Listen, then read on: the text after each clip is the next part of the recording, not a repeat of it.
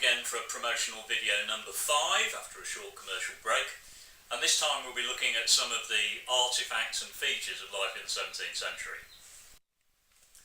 Firstly, lighting.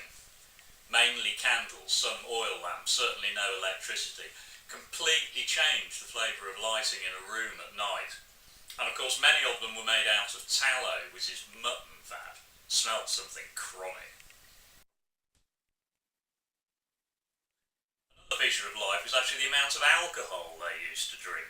I'll start off with small beer. Of course that didn't mean a small beer, it was very weak beer. But a labourer would drink up to 8 pints of it a day, and then follow on with a stronger beer in the evening as well.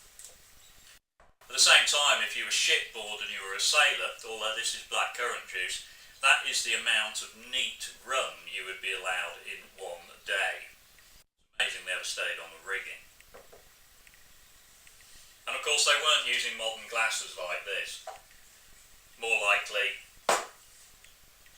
and perhaps in the posher hostels, glasses, but that would probably be a port glass then, not the larger ones that we're familiar with. And of course that port and wine had often been coming in a pewter ewer. Food, well, obviously that was coming straight out of the garden at you, in this instance straight out of the chicken, and this one is nicely covered with some straw and goo, which would have to be washed off before you ate it.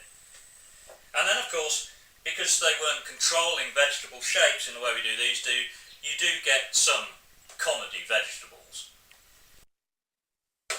And what would you be eating it off? Well, I'll just move some of this around a little bit. Well, again, in the posher hostels, like the King's Purse in the book, you may well be eating off ceramic. But a lot of the poorer people would be using this, a trencher, basically just a piece of wood. And they may well have a spoon, a sharp knife, more suitable for killing somebody with, but no fork, a lot of finger work. So a whole different flavour to the way that they're spending their time, the amount that they're drinking, the way that they eat their food. Okay, we've looked at some eating and drinking implements, some of the questions about living indoors, but of course life in the 17th century was largely lived out of doors, and the manual labour, the kind of work they undertook, strongly defined by the tools that they had to hand. So just a few of them here. A good solid mallet, knocking in a post, bedding down a dry stone wall. Then a bill hook. Very important tool. This could be used for all of your light woodwork. It could also be used for cutting up a carcass. Then this. This is a trenching hoe. A tool that's been around since the medieval time, still used today.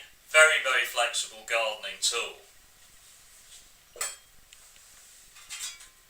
And finally, a very familiar shape, the scythe. For harvesting the hay and for cutting the fodder for your animals. Finally, an artefact that's quite specific to the book Where Waters Meet.